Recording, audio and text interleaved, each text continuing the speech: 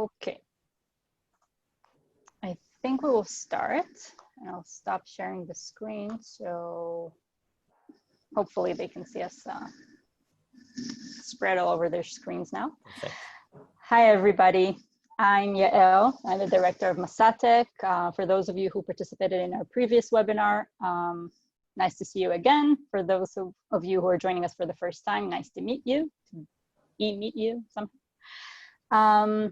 I'm really glad that you were able to join us tonight. I apologize again for the inconvenience that you encountered last week. We had some technical issues, and I'm really happy that we're able to host Slav tonight. I will say, for those of you who were following, we were originally supposed to host Agam. Agam was our speaker last week, but unfortunately, Agam is under the weather and is not feeling so well and couldn't join us today. So Slav came to the rescue, and we're really lucky because Slav, aside of being a good friend of mine, Slav is an organizational consultant and communication skills expert. So this means that he really, really understands anything about cultural differences. Slav used to work in the Israeli parliament as a diplomatic liaison, and also worked as an Israel fellow, a shaliach, if you're familiar with this term, at Princeton University. Today, Slav lead workshops and offered tools in interpersonal communications and storytelling. And he actually is focusing on high-tech managers and HR teams. So he also knows the drill about the Israeli ecosystem. And on top of it all, Slav also prepares candidates for interviews and help prepare speakers for TED speeches. So we'll probably have a chance also to touch a bit about your future interviews to Israeli companies. So I think that without further ado, we'll start. And maybe Slav, as we spoke about it, maybe it'll be best if we just go through the process, the entire process that our fellows, our Masa fellows, will go through once we actually open registration. I just want to add one thing. I know that all of you are probably very anxious and really want to know what's happening, when exactly we're going to open registration. I really hope to have the answer to that in the very near future, and to have you with us here in Israel by October. But don't worry, once we have all the information and we're able and we have the green light to open registration and start the placement process, we will let you know, and we'll be sure that none of you misses anything of that. So, Slav, how about we start? Yes. Maybe I also just start by kind of maybe giving a short just set of expectations. First of all, everything we talk about today, I don't want anyone here to feel that there is a bad and good culture, because it's not like that. A culture is something very diverse and I would even say complex. So anywhere you're from, we saw so many countries in the beginning. It doesn't mean anything necessarily about you, like a good or a bad thing. I will say though that communications just make us, they make us this feeling of discomfort sometimes, because we're just different. So our job today is, one, to understand who are we, what's important for us, how do we communicate. Number two, understand who are we talking to. In this case, maybe Israelis. Who are they? How do they talk? What's their communication? And maybe understand where does it come from? And then find this bridge to connect and to talk. And I would even say be a bit patient, because not everything will go smoothly. So we'll need a lot of patience when cultures meet. So just do want to clarify that, because we will say a lot of things today about characteristics, and it may seem as though there's this thing of, oh, Israelis are like this and like that. And it's not at all the case. So I just want to kind of put that out of the way. I'll also add on a personal note, I'm also an immigrant. I was born in Belarus. So if anyone in the audience is from there and hasn't introduced themselves, so feel free. I came when I was 4 years old, but I really grew up with this Russian mentality, like Eastern European. And I would say, it's very different than to be Israeli. My mom taught me you always wait before you speak. You raise your hand very small in class. You're very polite. You eat with a fork and a knife. You don't cut someone over when he speaks to you. And all of these things went outside the window once I became, employed here, went to the army, and went through the process of becoming Israeli. So I don't know if it will happen to you like it happened to me, but it's definitely an interesting process when you know who you are and suddenly like you met with so many different people and behaviors. So these are just the two things I wanted to start off by just clearing out of the way. So what does it mean to be Israeli? And kind of, we talked about maybe your process. So kind of the way I see it, but correct me if I'm wrong. So I think the first time you'll meet this culture and communication will be in your interview. You'll be matched with the company, and then, you know, you have probably this Zoom or Skype call. You have an Israeli on the other side, and you're on this side, and you have to tell your story, explain who you are, and then create this connection. This is really important because it determines, do they like me? And do they want to take me on board and hire me? So maybe you can kind of write down some of your thoughts on how should you present yourself in this conversation? And in other words, maybe, what do Israelis want to hear from their candidate, do you think? What do they want to hear from you? So maybe write some answers down. I'll let you guys have a few moments to think. Interesting question. To think, you know, to go inside my interviewer's head and think what they want to see and what they want to hear. Yeah. I'll say it's not for this lecture today, but I'm also working a lot with people who go on interviews in general. And that's the first thing is really important, to think who's the guy or who's the person interviewing you, and then adjust yourself accordingly. So let's see some of your answers. Enthusiasm, passion, determination. Okay, great. Anything else you feel Israelis want to see, they expect? What is it? Give a few, maybe 2 more seconds to write. It's a tough platform when you don't see everyone. Commitment. Okay, so I'll start talking a bit and like stop me and kind of direct me the way you feel. Transparency. Wow, interesting word. I'll refer to it in a second. So maybe first I'll say something about the Israeli culture. Israelis, we come from so many different backgrounds. There's not one way of being culturally Israeli, but there are some characteristics. One thing is important in this interview already is the first thing, you have to make them trust you, to connect with you, and you have to make them feel comfortable. Because think about it, you're coming to their company, maybe you know, it's a small environment, they're taking a risk. You have to make them feel comfortable with you. Now, in a lot of countries in the world, maybe like the American culture, European culture, you have to be very professional. You prepare, you dress up very nicely, you're very calm, you hold your hands like this, and then you think before you talk. Israelis don't really look for that. And whoever wrote enthusiasm and passion, you're really right, Stan. Israelis really want to hear you're excited. We really want to see you want to work here. And a question that you will always be asked is, why do you want to work for me? And then you have to not only say the right thing, but also express with your body language, with your face, with your facial expressions, I really want to be here. Smile and just show your personality. And I'm saying this because friendships in Israel are like that. We're very warm culture. We hug each other a lot. We kiss. It's like maybe a little bit Italian if you're from there, like Middle Eastern. And we really kind of need to create this connection even before we even start working together. Anything kind of, by the way, we haven't kind of set the expectations here, but you feel free to write down kind of comments, questions, and we'll try to like refer to them throughout this, this conversation. So first we had the interview part, right? By the way, a few tips for the interview, just because we're talking about this. Even you can see it behind me. You can see some pictures. I'm in my working space. You will see the person interviewing you, you'll see his space where he's sitting. Be smart about it. You want to create a connection, find something interesting behind them, comment on it, smile. Oh, wow, I see a picture. I heard a dog. I saw a kid. Just be genuine, but also be kind of notice these things. They're important and they really can create this, this connection. I see, Nicholas, you wrote genuine, and that's true. Isn't it obvious? I don't know. Depends obvious to whom.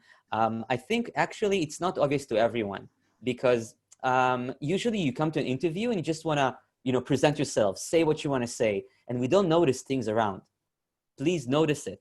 And the first thing you do in an interview, break the ice, tell something funny, smile, ask something like just something interesting and get the conversation going, and then get to the serious part.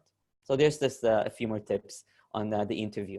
So let's get to the second question. So you got your interview, you got the job, and now you start communicating over email. So first we talked a bit about this front-end conversation. Let's get to the email part because it's really interesting culturally. So you want to email, I'm your new boss, you want to email to me. So kind of write down like the first sentence. When my name is Slav or Adam, I have two names, write maybe the first two sentences for you when you send me your first email. What would you say? And it's actually interesting. There's so many cultures here. Let's see your opinions. So I'm giving you a few seconds to just, again, write first two sentences of the email for your new boss from the high-tech company that hired you. It's funny, while they're thinking and writing their answers, I actually remember the first emails that I sent out to my boss when I worked at the University of Maryland. Oh my God, what a disaster. What It was did you such do? a miracle. What's that? What did you do? What was the email? How did it look like? I don't want to ruin it. I want them first to give their answers and then you'll probably, you'll touch upon it. But really, it's a miracle that it didn't fire me, on the next day. Well, I guess maybe also they got this like kind of cultural preparation of who we are.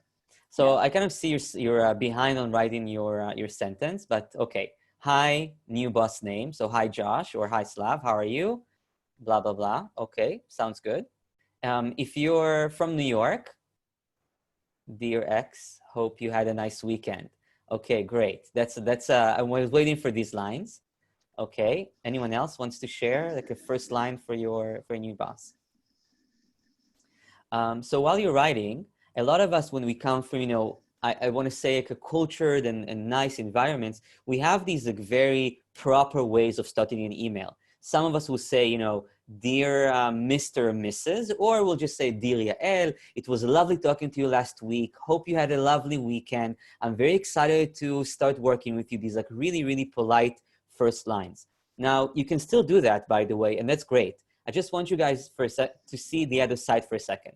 Because when your boss writes you back, maybe he'll say something like, hey, Paula, hi, Paula, ahead of you coming here the next month, I need you to do 1, 2, 3, 4. This is what he'll write. Why? Because this is kind of where, again, another cultural difference comes in. Because Israelis tend to be very, very direct. Why do you think that's the case? Why are we so direct? Why do we do that? Well, it would be hard to ask an answer. So I'll just answer myself for a second. But we're really direct because there's this Middle Eastern vibe here. And if you're from a Middle Eastern country, you also kind of sense that. We don't have patience. It's warm. We're rushing. We're running. We don't have time for anything. So I don't want to waste my time on writing things that don't matter. And this is really important because I think if you can say something about Israel is people are always busy, but we try to believe that we're busy doing important things. And to Israelis, like courtesy and politeness and writing all those like euphemism, like all these nice sentences doesn't matter because it doesn't serve a purpose. So we're really, really direct, and I call it authentic communication, meaning what I want to say, I'll just say as it is without like going around the bush. So where will it meet you? And this is, I think, one of the most important things we'll talk about today. And kind of, yeah, again, you can kind of navigate me through the conversation. But where can you see this? First of all, on the street, wherever you walk, someone will bump into you. So when I used to live in New Jersey. So if I bumped into someone, he will say sorry because, it happened and he has to apologize. If I'll bump into someone, he will look at me. He can curse me. He can give me the eye. He can be really mad and he'll say something immediately. And it will not be this nice, polite way. So you can see it a lot on the street. And we'll see it also in your feedbacks, in your evaluations. When you work, sometimes as people coming from a different country, from a different work setting, you'll expect to have this like learning process. And your boss will come and you'll sit once a week and you'll talk. It will be a very nice conversation. It will be processed. He'll try to like get you to the answer gradually. In Israel, no. If you didn't do something well, or if it did not meet their expectations, they'll just say it the way it is. So your boss will tell you, you know what, Yael, that was not what I meant. Listen, I need this, this, this, and this done. just simple as that. No going around the bush, not a lot of asking, by the way, as a consultant, it's hard for me. I try to teach them, try to be, do more mentoring, ask more questions, but they're just really used to being direct. Second thing you'll see, if you make a mistake, they will not wait for the end of the week for your weekly meeting to tell you that. They will tell you the first time they see you, or they'll even text you and say, you made a mistake, correct it right now. So they're very direct on just saying what they think, to correct you, to push you, and it will not be always done in this delicate way. So just be aware. Don't get insulted on the one hand, but also kind of be ready for it, because it sometimes can kind of catch you off guard. And the last thing I would say about this directness and like even pushiness, I would say, is even just when you're driving. I think it's like a really, really clear place when you see that. You just drive, people will cut you off, they'll say what they want, but it's kind of like organized chaos, we say. And this point of being genuine can sometimes be seen as aggressive or overpowering, but it's just another way of looking at being very, very direct. So let's see if you have some more comments of things that you wrote. So Nicholas wrote, I'm a new developer and I will enjoy this journey together. Again, great sentence. He will look at it and smile, but he will answer you, Nicholas, and say, okay, great, Nicholas, good luck. That's it. He will not, share a lot of these details about anything at all. So let's go to a few more points and kind of enlarge our conversation. So what did we talk about so far? We talked about the interview part when we want to create a connection. A connection is really important to Israelis. And we talked about being genuine and direct. And I want to mention something else about this personal connection. And I don't know, kind of maybe from New York, it's very clear because I used to live there. I wonder, you can write while I'm talking about like South America, maybe Paris. How are you on this? But in Israel, we're not only creating this personal connection. I want to know everything about you.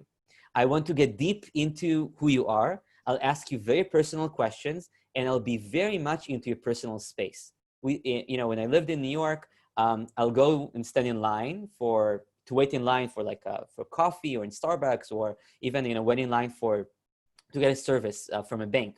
And I stand a few steps in the back and I wait, and it gets to my turn, and everyone has their personal space. In Israel, if you ever take a bus or a train on Sunday, which is like our Monday morning, no personal space. We're all on top of each other. And it also comes in work relations where people would want to get to know who you are very fast, and they will sometimes ask very private questions. They would love to know how many kids, how many brothers and sisters do you have? What do your parents do? What did you study? What do you like to do? Do you like the ocean or do you like the pool? What do you like to eat? Are you allergic? And all these questions will come up in the first day you come to work, which may be like overwhelming, but it's just maybe the way Israelis are, but it's also just, again, a way to connect and to find things in common. In a way, it might contradict what we said before, that we don't want to waste time on saying, dear Slav, how are you doing? I hope you had a nice weekend, because it's not a genuine question, at least for Israelis. As an Israeli, I won't waste time on this. I will ask my friend if they come late to work, why did you come late? You went to the doctor? Oh, which doctor? Why? Is everything okay? I mean, I'll go into details because I care about them and I want to know everything about their lives. Not because, I'm, how do you say, like, picky? Nosy nosy, that's the word. Yeah, yeah, exactly. Yeah. So it doesn't contradict. It's like, Yeah, it's a great point. And I would even say that it actually goes to another point that we can talk about where wait, in Slav, Israel... we have a question here. Are they offended if you don't answer as they expect? No. I think actually it's an interesting point about Israelis. I have friends from abroad coming a lot, and sometimes, so I was with friends abroad even last year, and we were a few Israelis and a few foreign friends, and I had a huge fight with one of my friends. We screamed at each other. We were really, really mad, and our friends from Europe were like, "What's going on? Wow, it will ruin our whole trip." And then 10 minutes later, we hugged and we're like, "Okay, it was stupid. Let's continue." So we're really, even if we disagree, we're fast to forgive and forget. And we're definitely not offended and taking it personally. So really feel free to just be yourself. Exactly. And I would even say we're really curious about how other people see the world, because we know we're a little weird, no? And as for Alexander, as for your question, what is a good answer if you just don't want to share your personal life with everybody? It's Yeah. fine to say, never mind. I prefer not to share, and nobody will be offended. It's fine. Yeah, it's a good point. And I would do it with like a little smile. And I'll do it with I'll always believe that when you don't want to say something, use humor. So I would say, okay, I'll be a little bit more mysterious. I'll tell you at some point you will know. Like something with like a half a smile. And I think it always works when you kind of, you avoid it, but you kind of, you laugh about it. Or, sometimes when I didn't want to say something when I lived in America, in the US, I would say, you will never know if I'm from the Mossad. So I'll just keep quiet for today. And it will just make them laugh. And this was just my way to avoid some situations. Okay, any more questions you guys have so far before we continue? First, ask me a drink. Definitely. By the way, if you talk about drinks here, Israelis, we're not big drinkers. I know in Europe, it's like a thing. You go after work, you have a drink with your buddies, your work buddies at like 5, 7. It's not a big thing here. We don't like get drunk, like, after hours. A lot of stuff kind of, happens on the weekend when you're invited or during lunch, like during coffee. We don't need that unofficial setting to be friendly, there is this really interesting balance in the world and outside of Israel where I'm working when I'm at work and I'm friendly when I'm out of work. In Israel, it's really mixed. So you can go for an hour and a half lunch and then stay to work until 9. And it's very, very like friendships and work mix a lot all the time. So just an interesting part about the drinking. Okay, so let's maybe jump into, since we started talking about this mix between like work and life. So we mentioned Israelis are very direct, they're very private. Sorry, they're not private, they're very direct. They want to know everything going on inside of you. And I would even say that kind of the work relations mix with friendships a lot. What do I mean? In your work office, you will see that sometimes your CEO of your company will know the names of every developer. He will want to get to know you. He will sit over lunch with everyone and just chat. He will be very detail oriented. We don't have a lot of hierarchy, like everyone knows everyone. There are a lot of reasons for this. I'm not sure there's one. One can be maybe the army, when there is hierarchy, but we still kind of know each other and know of each other. Or maybe just how Israel was founded, with this kibbutz mentality of everyone is with everyone. No matter how old or young you are, we just want to share and be in the same space, like eye to eye. So see, Alexander is asking, is it common or possible to do some workout during the break? For some high-tech companies, actually, yes. I've been working with a few companies here in Israel, like Wix and Google. First of all, they have a gym inside the office. So you can definitely go and do that. I will say with COVID-19, though, it's a bit weird because you are at home all the time. So if you will continue working remotely, which I assume you will, no one will really know. But I will say set expectations with your boss, regardless. Say, I would love to go and work out between, what's a good time to do it? And they would definitely probably say yes, and just like set these expectations with them. But interesting question.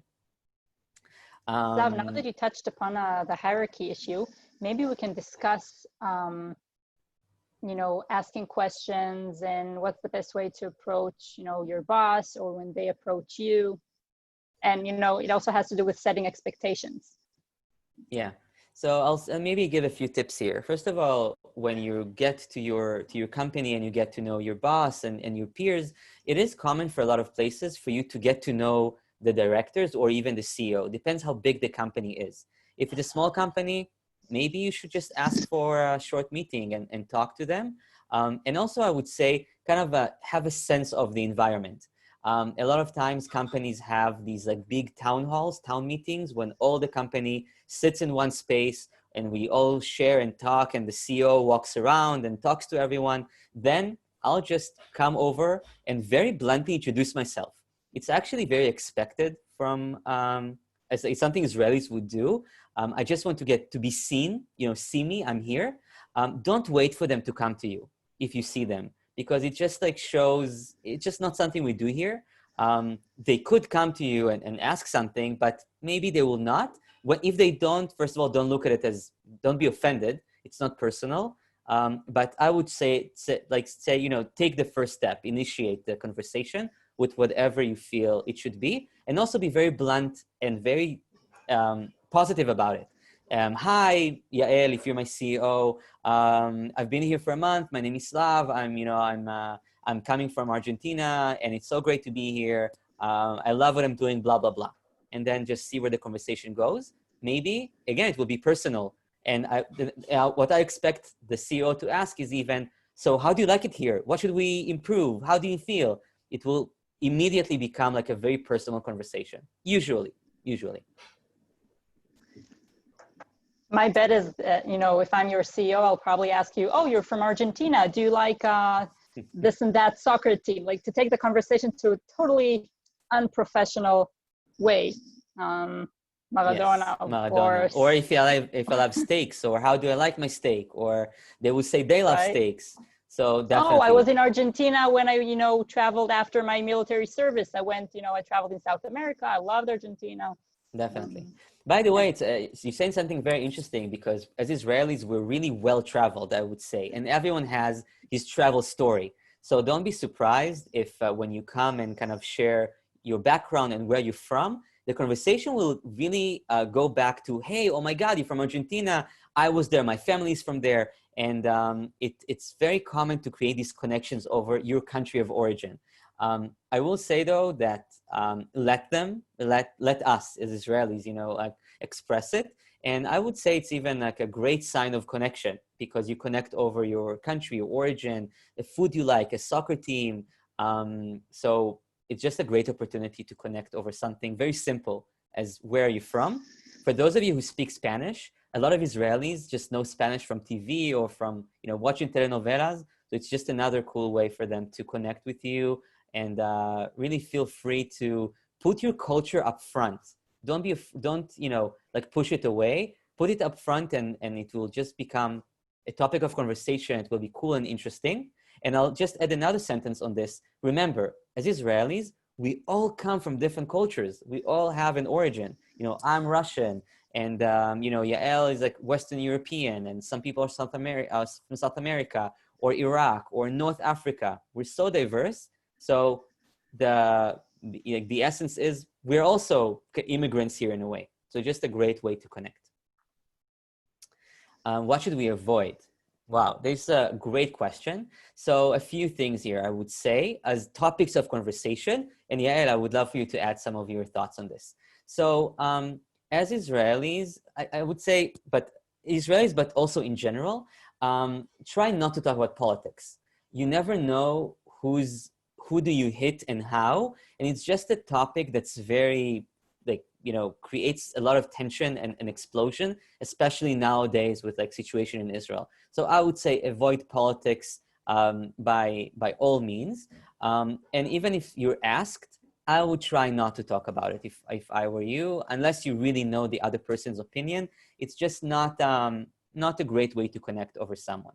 The second thing that I would say is, don't be one of those people who's very prominent negative opinions. For example, I was working with someone and we're standing in the cafeteria, and then we're waiting for the food, and there's like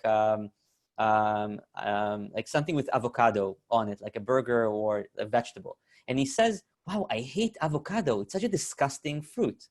And I'm standing there and I love avocado. It's like one of my favorite fruits. So there's this thing when you're prominently saying something really negative that Israelis don't like. So I would just try and either laugh about something or just don't be very, very pushy and negative. So that's my second thing on maybe things you should avoid. And lastly, I would say when you ask something and you try to divert from it, sometimes just avoid not being authentic. I'll try to explain what I mean. Israelis have this sense, we have this sense for when someone is lying, when he's not genuine, when he's being, I would say, fake, and it's something that we really, really don't like. And I'll be very blunt here, and I'm apologizing for all the Americans in the audience. But there's this sense of when someone is trying to be nice to us, but we know it's not true, it's really, really, really makes people here annoyed and angry. We would prefer you to say, you know, I didn't like that it happened, or I'm a little upset about this, than to come to the office and fakely be nice when I know that it's not true. And it goes back to being genuine. So this is, I would say, actually a pretty prominent thing as a tip you guys can use.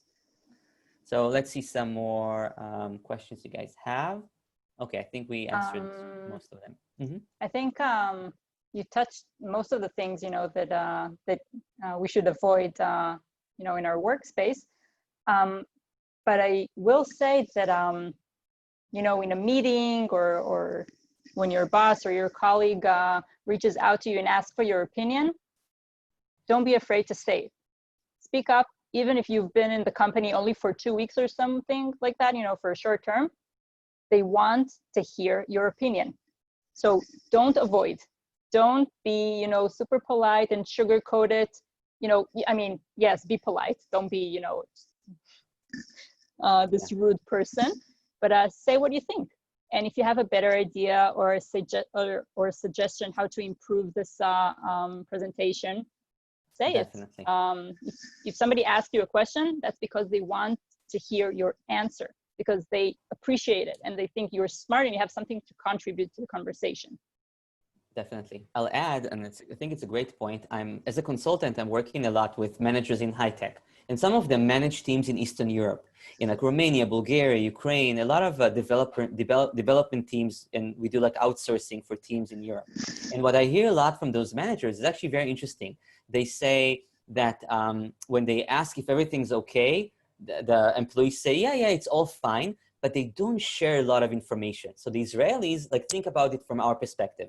We want to know, we want to be in control. We want you to genuinely tell us how you feel. We sense maybe it's not genuine. We sense something is going on and you don't tell us because you want to be polite. You don't want to get into it. It's not, you know, you think it's not my business. And then it creates this tension. So Israelis prefer, let's explode and solve it and not wait with it. So whenever you're asked for, you know, your boss asks you, so how's it going? Are you okay? Don't answer with this one-liner of, it's all fine, thank you.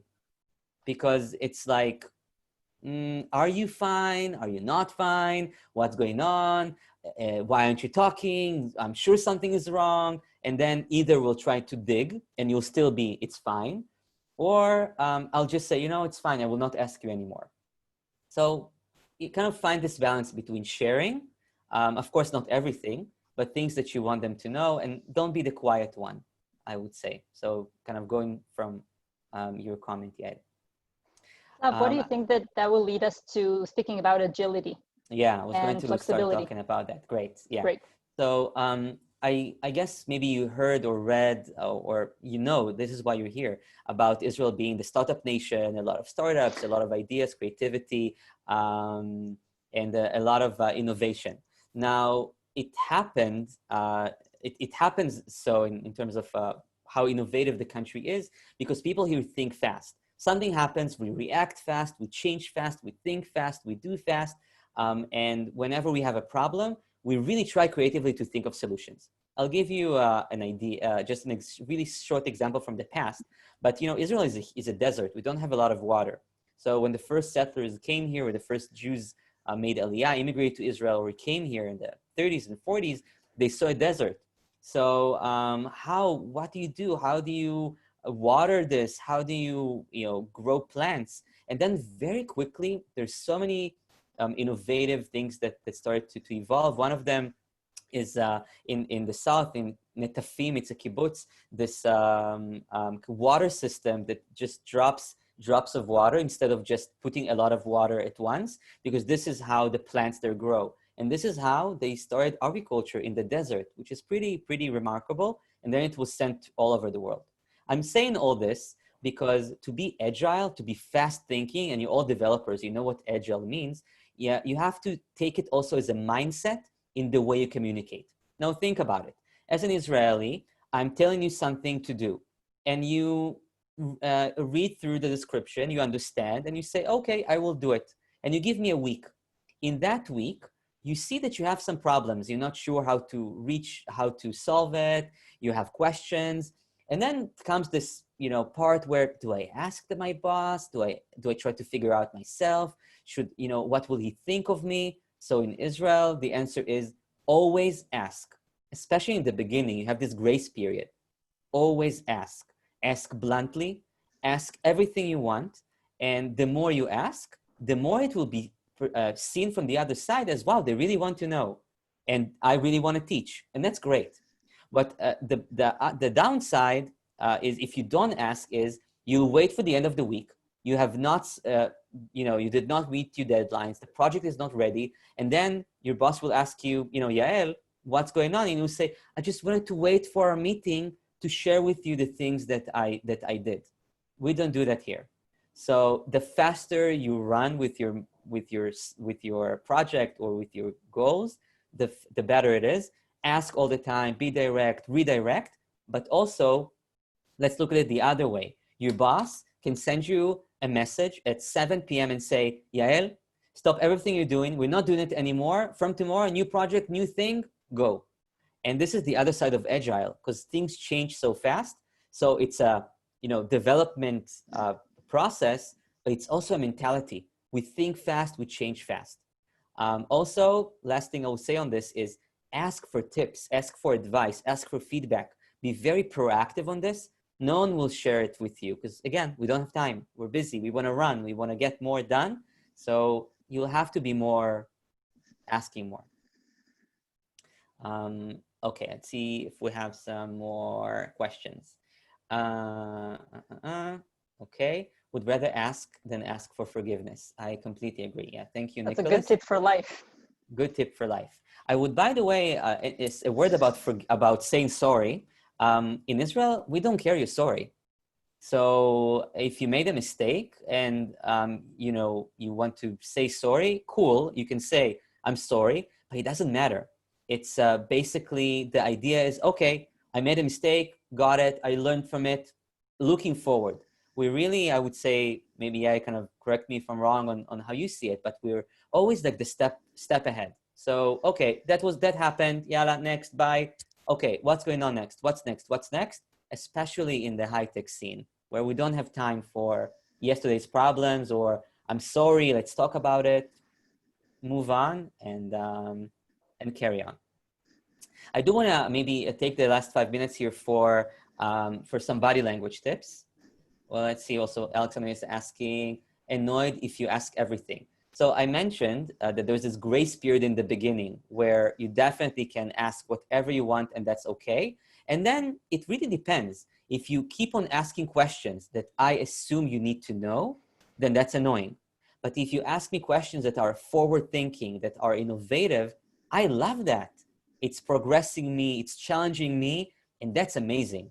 What I love about you'll be in Scrum meetings a lot, you can ask the Scrum Master or the product manager very tough questions or make suggestions, even outside of your hierarchy, even if you're very low on the chain, and he would love that. He'll say, wow, that's great, Nicholas. I haven't thought of that. Thank you for saying that.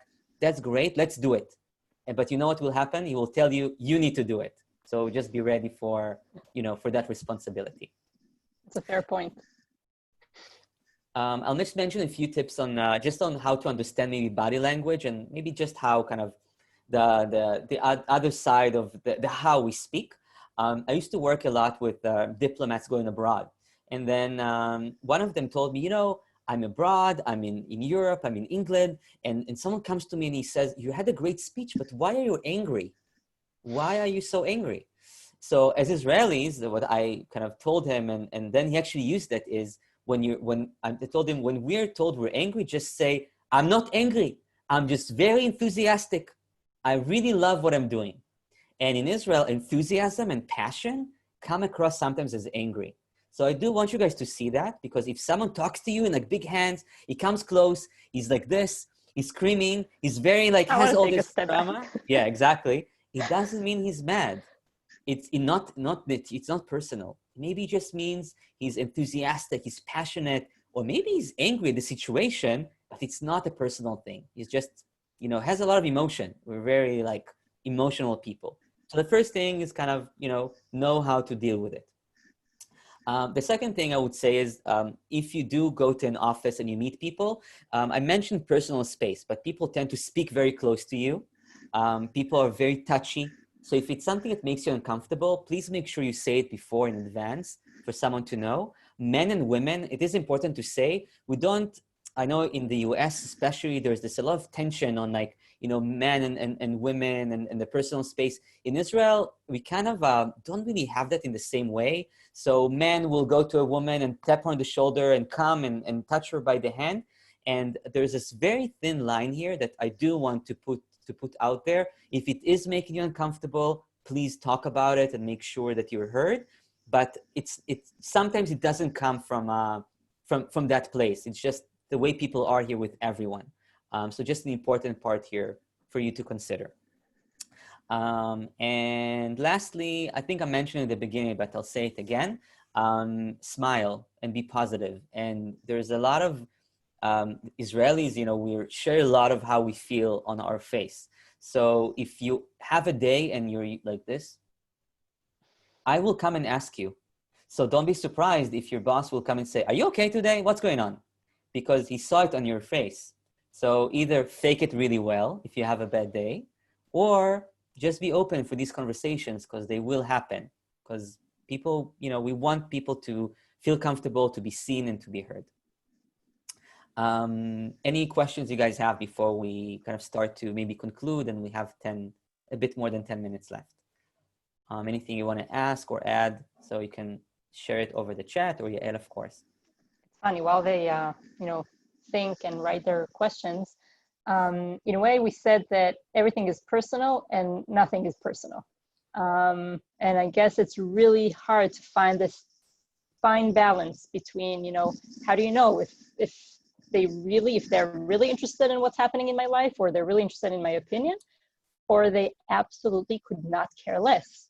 But, I guess that, 3 months into working with Israelis, you'll know it. Yeah. You kind of remind me, again, of my time in the US. And again, I'm really sorry for the Americans in the audience, but, I think you'll agree with me on this. When you are in a team meeting, everyone kind of, there's the product manager and there's the developer and there's like the UX designer, and someone brings an idea and you really hate the idea, all of you in the room. You really don't like it. Now, if you're in the US or maybe even other countries, you don't want to say it out loud. You don't want to say, that's a bad idea, man. That's really bad. So you'll try to like use these like social codes and norms. Alexander would, great. In the US, it will not go so well. But wait, Alexander, are you from New York? Who's from New York? I think Stan. They're from New York. No, Stan, Stan's from Paris. what would you say? Oh, Germany. Germany. Okay. So if you're from New York or the US, like what would you say? Okay, I see already Stan already asked a question. But I'll just, before I refer to your question, Stan, I will say that in the US, maybe the thing I would say is, that's an interesting idea. Let's think about it. We'll consider what you just said. In other words, I hate the idea, but I will just not say it. In Israel, I'll just say, no, that's not where we're going. And first of all, don't be offended, because it will be told to everyone. But on the other hand, just see that it's something that's okay to say. We're really okay with, giving direct feedback. Again, goes back to agile. That's what we need to grow, to just fly high and make changes. So I do want to answer your question, Stan. So you're asking, if what I'm describing is only for the tech industry, or for everyone in the country, or maybe on a different level? So I will say that it's a pretty common thing throughout the country. Every industry you will go to, I would actually say that high tech is more toned. It's less than what I'm talking about here.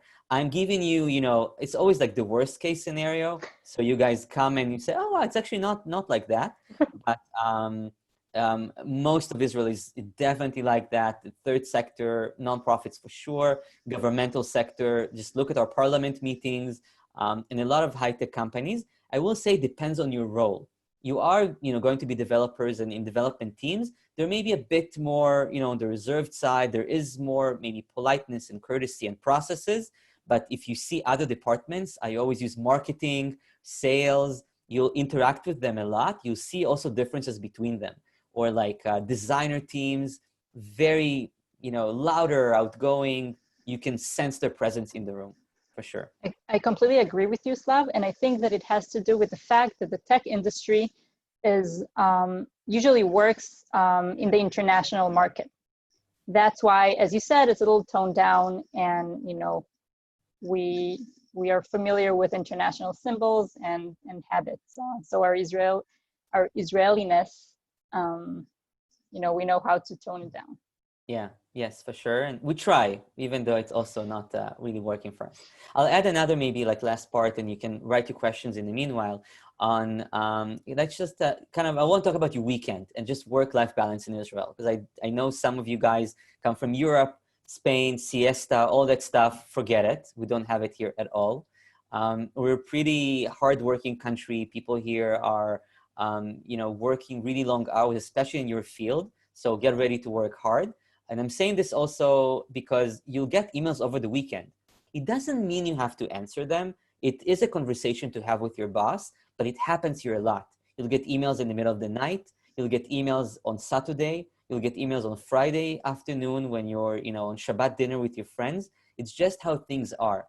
And it's not, I don't want to say it's a disrespect to work-life balance. It's just, again, this thing of, I thought of something happened. I want to send this email right now. I don't want to wait with it. And I'll just send it. It doesn't mean you have to answer. It means that it will arrive and you have to just cope with it. And if it bothers you, again, have a conversation and say, can you not send me emails on Saturday, or at least like when Shabbat ends, like on Saturday night? And that's okay. And people would understand. But it could happen. Okay, depends on the seriousness of the matter. It's actually an interesting question, Nicholas, because serious depends to whom. Maybe when you receive the email, it doesn't sound serious at all. It doesn't sound very important. But the person who sent it, it's the most crucial thing in the world. So even then, you can see it in very different ways. And it's very fair just to, ask, the next day in the office, say, I saw that you sent me an email at 1 a.m. Last day. Did you expect me to answer first thing in the morning, or is it urgent, or can it wait, a few more hours? Because usually I don't work at night, or say it. For sure. And again, very bluntly and very openly, and just say it as it is. So Alexander is asking about overtime. Really depends on your company. I will say that most companies don't really have that. We don't have this clock system. You clock in and clock out. As far as I know, in the high-tech industry, maybe in some more traditional corporate organizations, but not in the more agile company ecosystem, like high-tech scene. So unfortunately, there will be some months when you have to, release a new version of your product. You will work 12 hours a day and no one will pay you overtime. But it will be interesting and fun, and you'll get pizza delivered to your house. So these are maybe the advantages. Any more questions you guys have and you want to write as we start, I think, closing our session, right? Mm-hmm. Any more questions you guys have?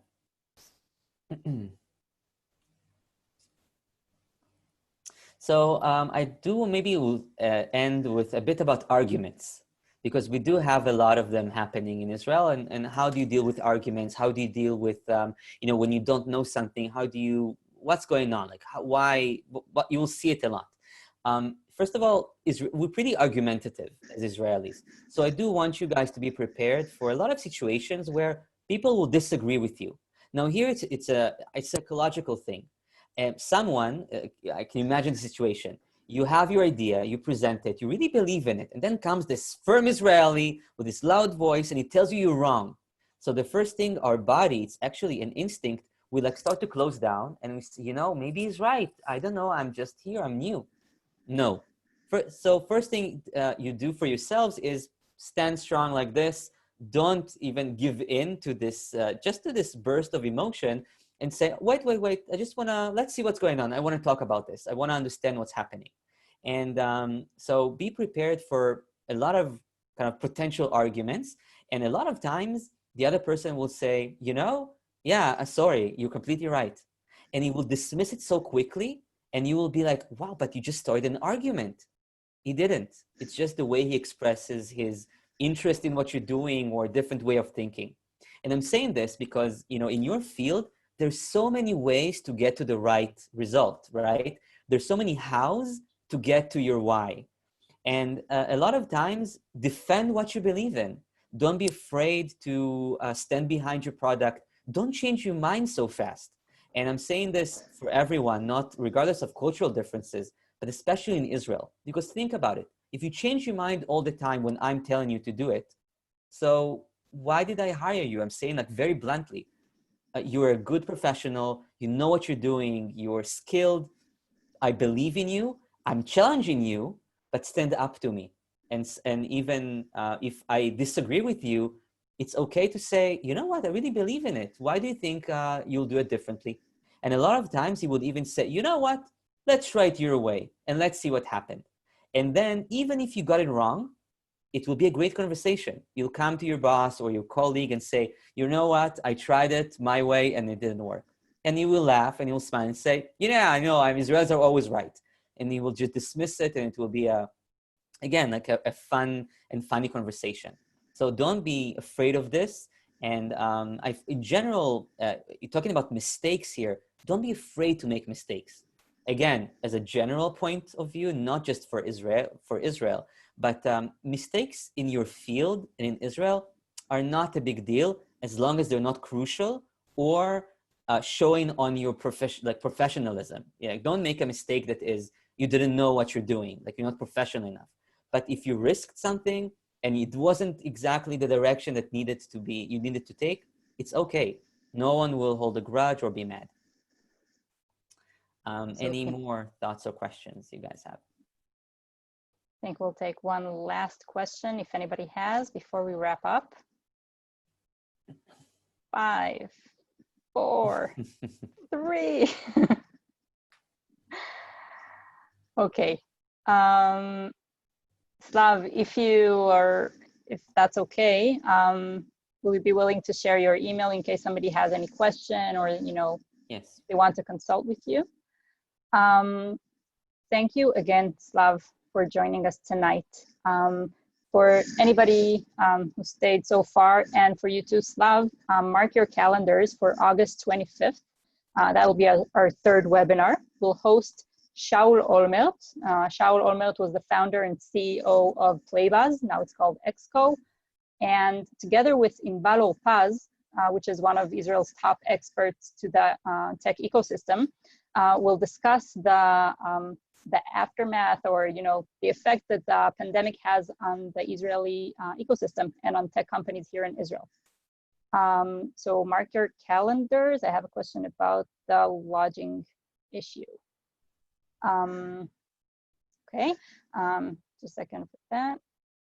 I think not, Nicholas, but I will share with you my screen, because for any other question, feel free to email me. You see here my email at the top.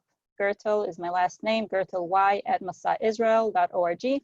For those of you who are coming from non-English speaking countries, you can reach out to Gregory, or for English speaking countries, reach out to Ilya. You should know them by now because they were supposed to be in touch with you. Do email us with any question that you have, okay? Oh, sorry. And once we have the green light to open registration, we'll send you everything that we have, and we'll make sure to match you with the right company. Slav, thank you again for your time. Thank you everybody for joining us tonight. Good luck. And we'll be in touch. Bye-bye. Good night. Bye, everyone.